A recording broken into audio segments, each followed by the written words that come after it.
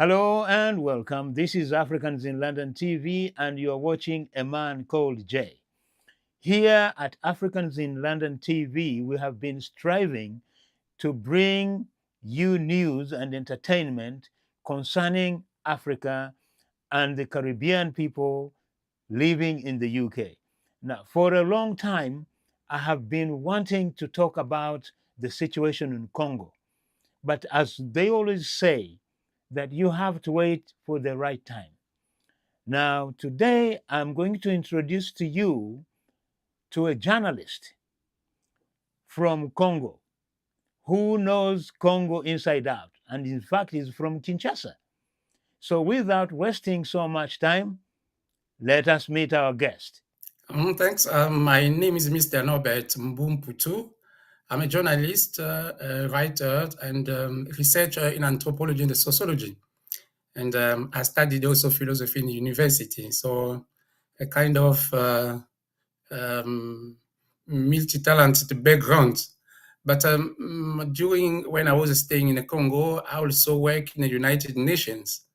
So that's led me really to have a kind of an overview of our ongoing problems. But also as a researcher, I try to root also to question and to learn and to revisit our history.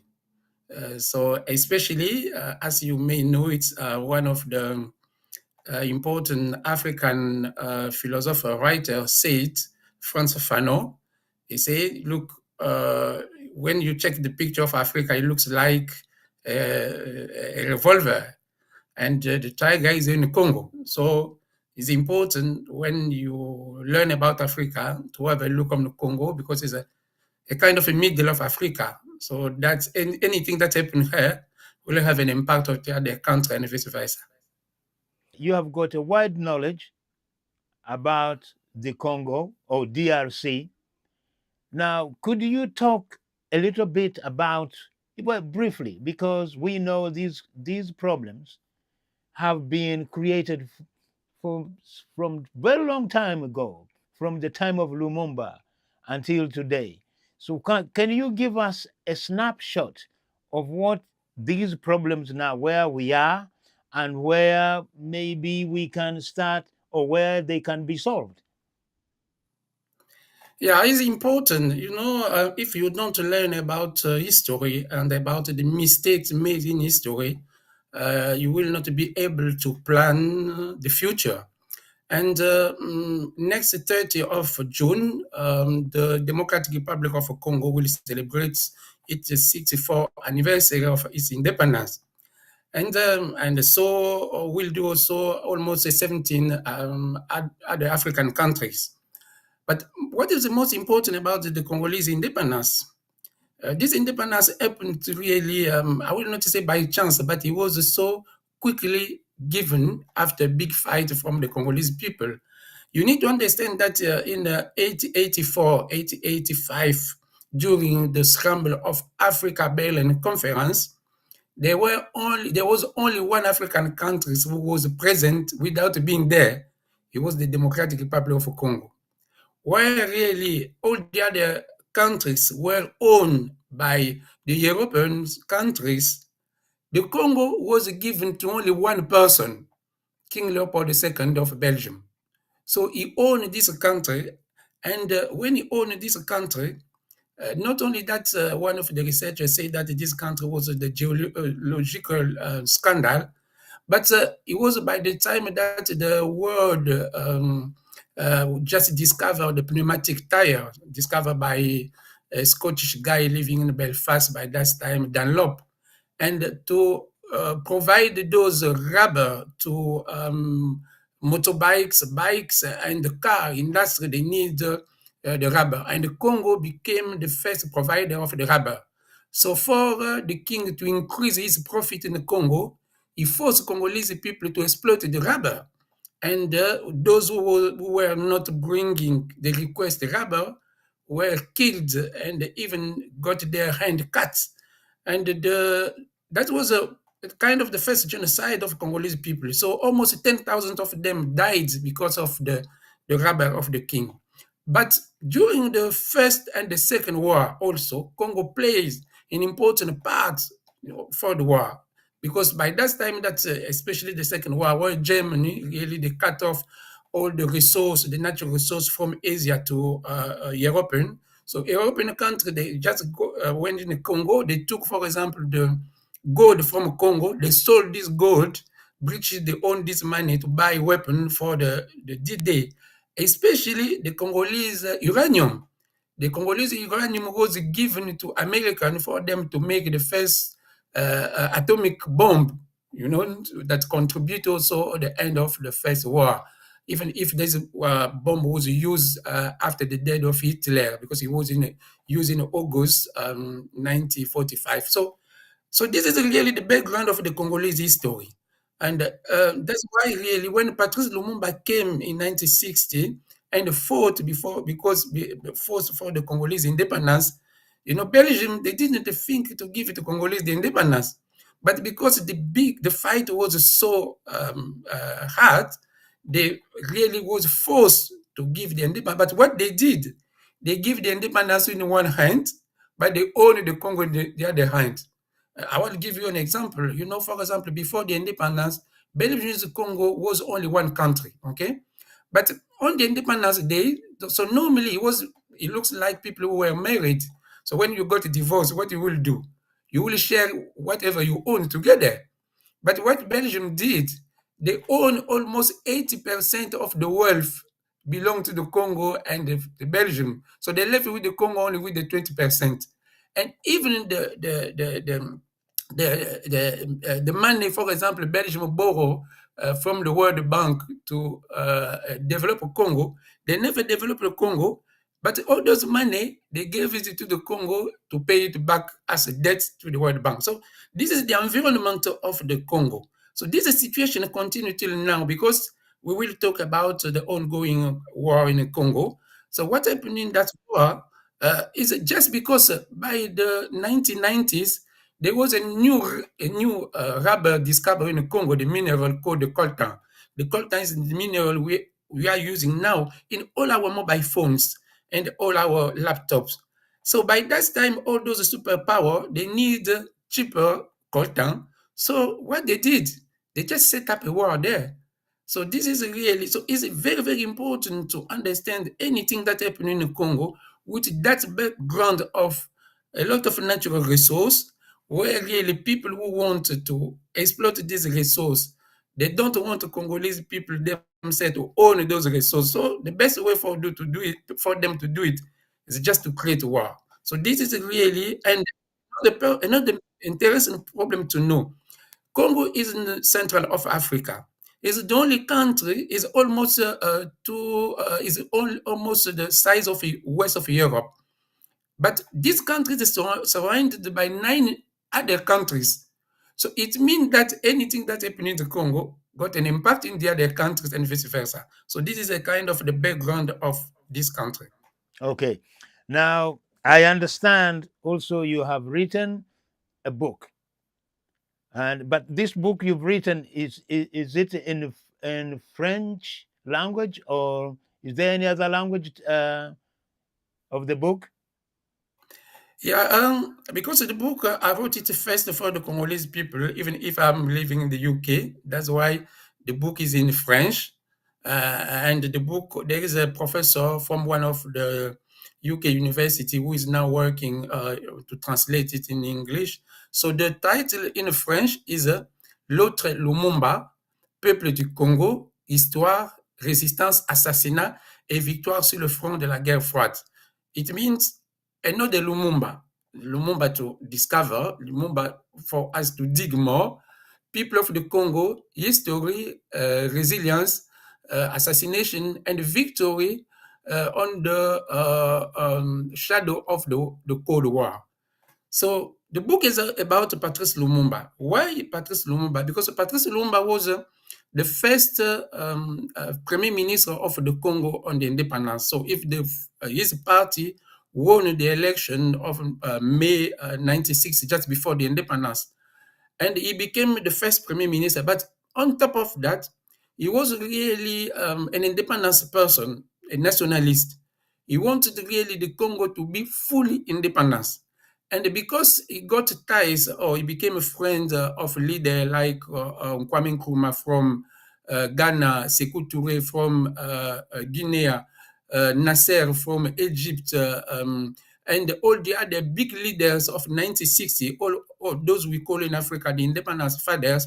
So not only that he learned from them, but also he tried to impact the Congolese with this mentality of to be fully independent and to own really our countries.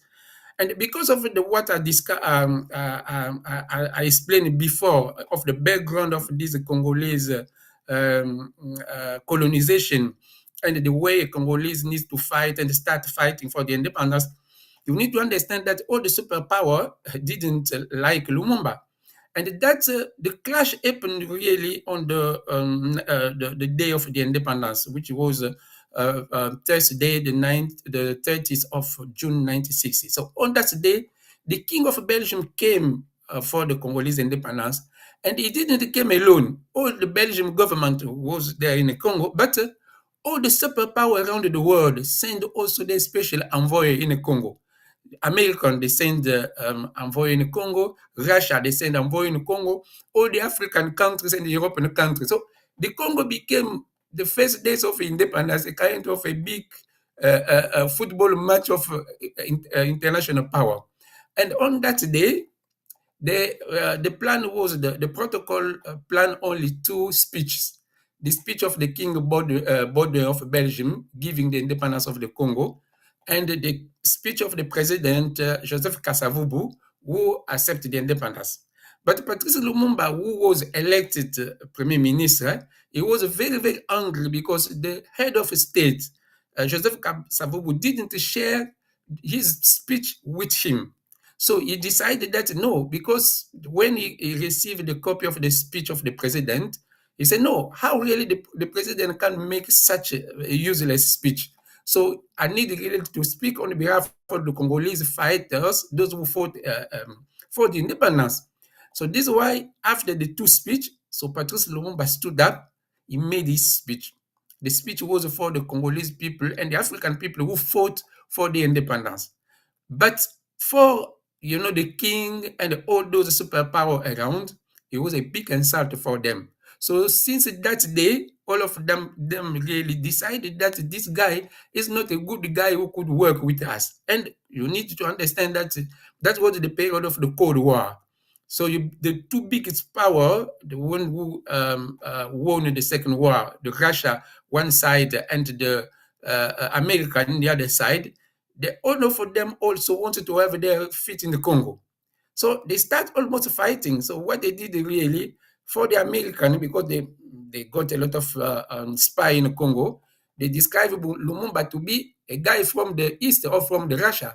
So for them, he need to be removed or he need to be assassinated. So this guy was assassinated the 6 months Okay. after. Now, but it is very interesting. You are saying there were many spies in the Congo, in Congo that time. So where were these spies from? Yeah, the most famous spy is the guy called Larry Devlin. Larry Devlin was the head of the CIA in Congo, the director of the CIA in Congo. So this is the guy who was in Congo almost for 10 years. So it's him who was the manager of Congo. But British got also a special director of the MI6 in Congo, Lady Daphne, who was also very, very powerful lady. So because you got those superpower, you need to understand that Belgium, who was the colonial power, got also the spy in the Congo, and also the Russia got also their spy in the Congo. The Chinese got also their spies in the Congo. So the Congo became a kind of market or roundabout of spies. Probably till now, we never know. Those people, is easy for them. When you got spies somewhere, it looks like you got a garden and you just throw some seeds. So you don't know, even if you remove all of them, you will have some a seed Okay. remaining. So that is Okay. what happened in the Congo by Yeah. that time. So now you have told us It's very, very valuable information and really, really insightful story. you, you know, now we have got a new president who has just come in, who has succeeded. He succeeded Joseph Kabila. And then from that, there was Kabila. And then from that, there was Mobutu. Now we have got this one here. So the situation where we are now in DRC Congo, how do you see the situation playing out? Uh, it's important for us to remind that we will not reinvent the tide. This is why I start first describing the history. And I'm working now for an interesting project called Revisiting Edmond Morel and to set up what is known as the Congo UK Common History Task Force. The aim is to learn about those difficult past, but the most important is to learn also about the people who fought for the Congolese. Not only I mentioned about Patrice Lumumba, but we got also this side of UK, people who fought about the Congo. For example, the guy I'm working on a project now known as Edmond Morel. Edmond Morel was a journalist who was based in Liverpool, working for a shipping company who got a contract with King Leopold II to take the rubber from the Congo. And it was surprising that the ship was coming from the Congo was coming with mineral and rubber, but all the ships was going in the Congo was going with mercenaries and guns. So he said, you some probably something's wrong there. And when he started collecting stories from a missionary, he understood that there was a genocide there. So he set up on the 1904 an organization in Liverpool called the Congo Reform Association to fight against King Leopold II for the cause of Congolese people. And he succeeded. This is what forced King Leopold II in 1908 to hand the Congo to Belgium. So this is also another history. I will not dig it. But why I'm talking about this history? Because you mentioned just about the now President Felix Antoine Tshisekedi. The most important things you need to know about him, sorry, is about his father. His father, Etienne Tshisekedi. You know, after this story of Lumumba, Lumumba was assassinated also because all those spies I mentioned, what they did really, they got Congolese people working for them. And one of them was Mobutu. Mobutu, who became a colonel, and Mobutu was the secretary of Lumumba. So they used Mobutu till Lumumba was assassinated. And in 1965, they gave the power to Mobutu. So Mobutu became president from 1965 till 1997, 32 years in power. He became one of the powerful dictators of Africa, as we know this story. And by this time, one of the person who fought against the dictatorship of Mobutu was the father of the now president, Etienne Tshisekedi, with his friend in 1982. They set up, by that time of the dictatorship, they set up the first opposition political party known as the UDPS. So this political party fought since that period till Father Tshisekedi died about 4 years ago, 5 years ago. So Felix Antoine Tshisekedi must to be understanding around this background. So this is why the first mandate when he became the president, the first mandate was not the very easy one. Why? Because all those people who own the Congo, you know, they continue to own the Congo during the time of Kabila, the first Kabila. Not only that, when Kabila, Joseph became president, you know how many rebels group by that time we got in Congo? Almost 120 rebels group, and most of them in the east. So Kabila tried to fight very, very hard so that he unified the countries. He make all whatever he can do for that, so that all the rebels they came back in the capitals to share the power. But when Kabila left and Tshisekedi came, the same people they start again with the same thing, especially in the east of the Congo. So not only that, we have now the M23 movement rebels group, but we have also the ADF NALU, the rebels from Uganda who are in east of Congo. And as I told you, when I describing the background of Congo, I say it's a kind of a roundabout because surrounded by 9 countries, it means every time when you have a war in all those countries, either they're rebels or they're soldier or they're refugee, they also come in Congo. So we got in the east of Congo. Not only that, the M23 supported by the Rwanda, but we have also the ADF Nalu, who are the rebels against the Uganda now regime. We have also some rebels or some group from the south of Sudan.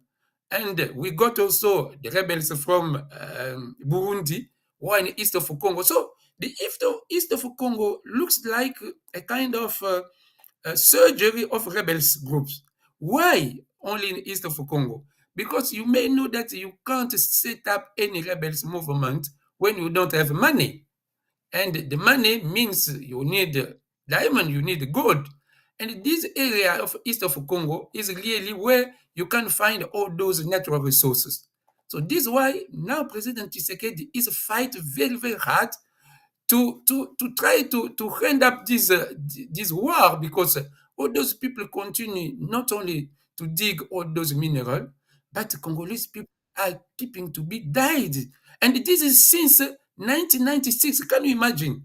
And the most important things you may also know about this Congolese crisis is not the first time it happened. It happened after the assassination of Lumumba. We got 5 years of same situations. And by that time, Lumumba government, before he died, Lumumba, he called for the United Nations to send us the peacekeepers. So we got from 1960 to 1964, 20,000 UN peacekeepers in the Congo. They left the Congo without doing the job. So now again, during the Kabila Fade, because we got also again 20,000 UN peacekeeper in Congo till now, but the job have not been done. So this is the difficult situation President Tshisekedi is fighting against now for this east of Congo peace. Okay, so as you have mentioned, Congo is very big. So the troubles that we see they're happening in the east of DRC, but the west is not really known so much. Northern DRC is not known so much. So how is Chisekedi going to be successful in containing those troubles? Because Congo, as I've said, is big. You are right. It's a kind of an equation with many, many unknowns. Because as I explained, it's not that the crisis that started yesterday. So it's a kind of a crisis, the roots to still really our colonization history. So that means really there is a big job to do. And as I mentioned, the example of this guy, Edmond Morel, who only was a journalist, and he succeeded against King Leopold II. So what he did really, he started publishing books and a newspaper about the Congo. So now again, I think we got now a lot of war around the world, but the lesson of the war is you can win the war either by force or by soft power.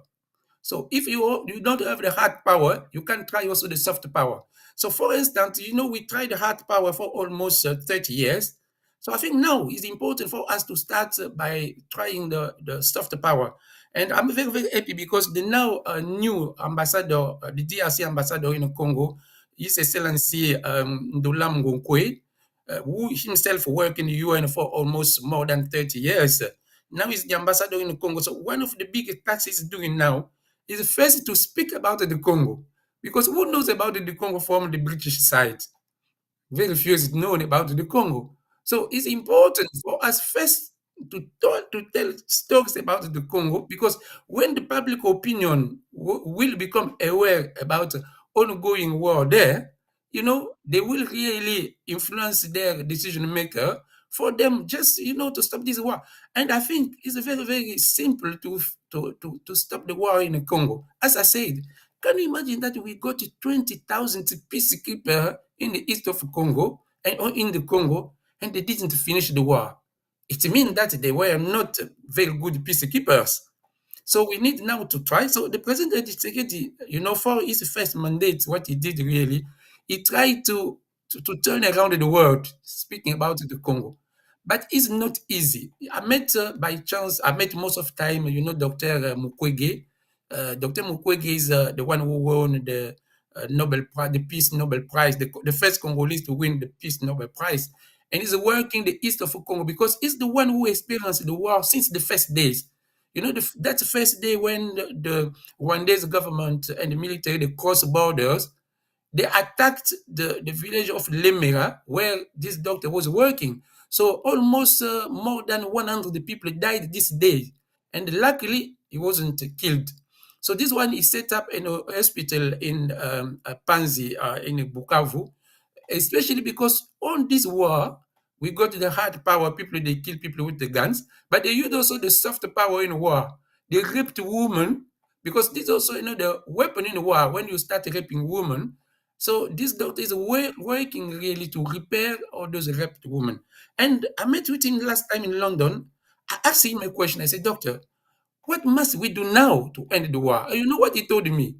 He said to me, Norbert, I cry, I pray, I've been in the UN. I've seen all the kings and the queens around the world. I'm now in London. I did whatever I can, but I don't know what I must do again. But the most important, he said, we must keep talking and explaining about what is going on in Congo and why really this country who must be really who would drive really the African independence and the African development. How really this country who got all the world natural resource, how people are still poor there. I got three trainings in the UK. The first one is the change makers with one of the mentor of President Barack Obama, the guy called Gregory Galuzo, with its organization, the Gamaliel Foundation. And we got also the second training and courses with common purpose called the Diaspora Change Makers. So how really to learn for the diaspora people to become the small Barack Obama, okay? And I got another training in the Hague, the Netherlands, about the peacekeeper. So the important things we must do, and this lesson must be learned. If you check how really the apartheid, they won their fight. The ANC, they won their big fight against the apartheid, or how really we got the peace agreement of the Good Friday in the North Island between the in North Island. It's important for the Congolese to look for a very good father, godfather. The person who can take his telephone, who can phone anyone around the world to say, please, keep this country to become quiet. Because as I told about Edmond Morel, who fought against King Leopold II, he succeeded only because he lobbying important people around the world, till the President of the United States of America supported the Congo Reform Association, till the head of Church of England, the Archbishop of Canterbury, supported the Congo Reform Association. So now it's important, and as the new ambassador I mentioned is doing it very, very well, is to lobbying the Congo so that, some power people around the world, and the world got also some power people. So those people, they need really to be aware that we are aware, that they know that now they are aware that the Congolese are suffering. So that the fight the Congolese people are doing on the ground, the diplomacy, the President Tshisekedi, and now luckily we just have a new government with the first lady to be Premier Minister, Madame Judith. We think that with the heart of the lady, the heart of the woman, the heart of our African mom, that will become really a new chapter. Oh, this must become a new chapter in the Congolese history. But that could become a new chapter only if ourselves also as Congolese, we need to be involved and we need to take fully part of this change or momentum. So this is why, I say to you, in this project I'm running, we decided to create what we call the Congo UK Common History Task Force for Congolese people who live in the UK to be aware that a century ago, This country, the UK, got a lot of interest in Congo. So if we want also change it to happen there, we need to start lobbying also all our MPs, all our Secretary of State, all our ministers That's from the very UK. good. That is very good. That's very good. Now, you have set up the task already. I want to assure you, or I want to promise you, if you can organize the intelligentsia, the Congo intelligentsia, let us create a program that we can, every week, you come on the program, we talk about Congo, we talk about the progress and the challenges that we have. And I'm sure you can do it. So, for that one, I am waiting for you to say, okay, I have got. We only need 2, 3 people on the panel every week, including yourself. Oh, This is I will not miss that opportunity. You know, there is an African proverb that says, never like someone to give you the bed and the woman to marry. If someone give you the bed, try to find the woman, make her pregnant, and make children. And if they give you the woman, try to find the bed. Because if they give you the bed, you say, "Oh no, I don't have the woman," and they look for the woman for you, and you say the woman is not pregnant. They make you pregnant. No. So what you are giving me, you are giving us as Congolese the bed. So we need to bring you the woman to make her pregnant and just to carry on the business. And I will mention about a friend. There is a friend, a doctor, Dr. Florent Poumou, which is a doctor, a MD. He created an organization called the Mouvement de la Table Ronde, the movement of the round table, because the same challenge we are facing now happened also during our independence. Because with this country, which is big as east west of Europe, from Madrid to Moscow, it was not easy for Congolese to be united. So when we arrived in Belgium, because the Belgium, what they did really, they invited the Congolese leaders in Belgium from the 20th of January to 20th of February 1960 for them to discuss about the independence. And something happened there. Belgium, they knew Congolese very, very well. They know that they are not united. They knew that when they will come in Belgium, they will start fighting. As usual, African people will start fighting about who is the chief, who owned the money, and they knew that it will be a disaster. But luckily for the Congolese people, some of the Congolese who was were, by that time studying in Belgium, especially Professor Marcel Leao, who was studying law in Leuven University, Thomas Kanza, our first ambassador in the United Nations, who also already was working in the now European Union office. So they became aware of this, how we were not united. So what they did in Belgium, they created the movement of the Congolese people, the consortium of Congolese leaders. They say, look, the Belgium, they know that you are not united. We will help you to become united. So, and that made the Congolese leader to become to fight. And the Belgium even were surprising because they knew that the Congolese were not united. Surprising that this guy they created the Front Commun, the Common Front. So and they start fighting together. And the first agenda they brought on the round table was Independence Day.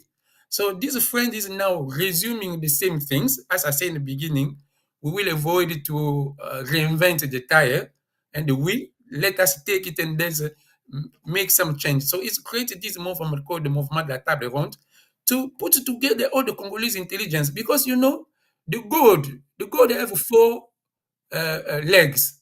But if the goat who got four legs can walk on the same only one road, how intelligent people, even if we are not united, we can't be together and fight for the same thing. So this is important. So I will bring him, as I said, you give us the bed, we need to bring the woman to make her pregnant. fantastic. So, Norbert, I think for now, this is just a tester. When I put this program out there, and I'm sure people will like it, and I'm sure people will start to understand. At least now we are talking to an academic who is talking about Congo from the academic point of view. not from the emotional point of view. I guess I'm right, because sometimes when we are talking about our countries, emotions really erupt. We know we can create a program to run for a whole year talking about Congo, because there is so much to discuss. Congo is giving the world so much: electric car batteries, mobile phone, everything is from there. So for now, let us just pause here. So our task is to create a program which will come on the screens of AIL TV very soon. We have to do it very soon. So this is your task. You find me the people, sit on the panel, round table discussion online.